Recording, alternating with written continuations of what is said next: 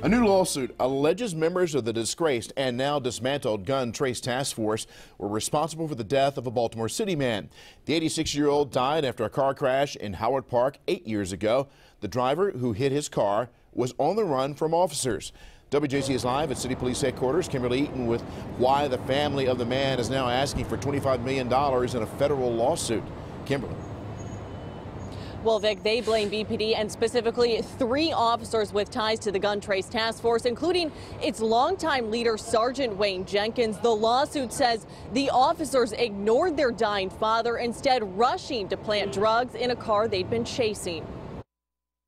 This is how the Davis children remember their father, Albert Davis Sr., a husband and parent of 10, and in a federal lawsuit, they say the victim of Baltimore City Police and its corrupt and now disbanded gun trace task force. They got out and went on this wild, high-speed chase all through the city until they ran into my father's car. Shirley Johnson still gets angry talking about how her 86-year-old father died on an April afternoon back in 2010. That's when Davis and his wife pulled into the intersection at Bell and Gwen Oak Avenue, where they did not see a high-speed police chase racing toward their car. The lawsuit says longtime GTTF leader Wayne Jenkins, now deceased detective Sean Suter, and BPD officer Ryan Gwynn were after these 2 men, Umar Burley and Brent Matthews. An illegal chase started by an illegal traffic stop that ended when the men drove into Davis's car. They wasn't concerned so much about getting help for my parents. They were busy trying to plant those drugs in the car. The suit says while Davis bled out, trapped in his seatbelt, the cops were making their case by planting heroin in Burley's car.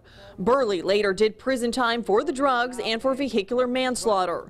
Both convictions overturned earlier this year, as many GTTF members themselves were sentenced to federal prison time, convicted of robbing, planting evidence, racketeering, falsifying records, extortion, distributing drugs, among other crimes. Shouldn't have happened.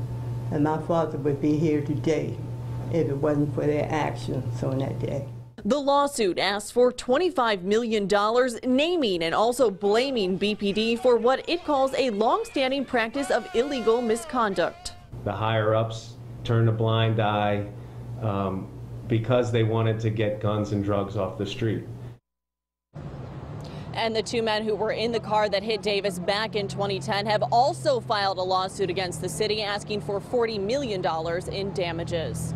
Reporting live this afternoon, I'm Kimberly Eaton for WJZ. Kimberly, thank you. WJZ reached out to Baltimore police about the lawsuit. The department says it does not comment on pending litigation.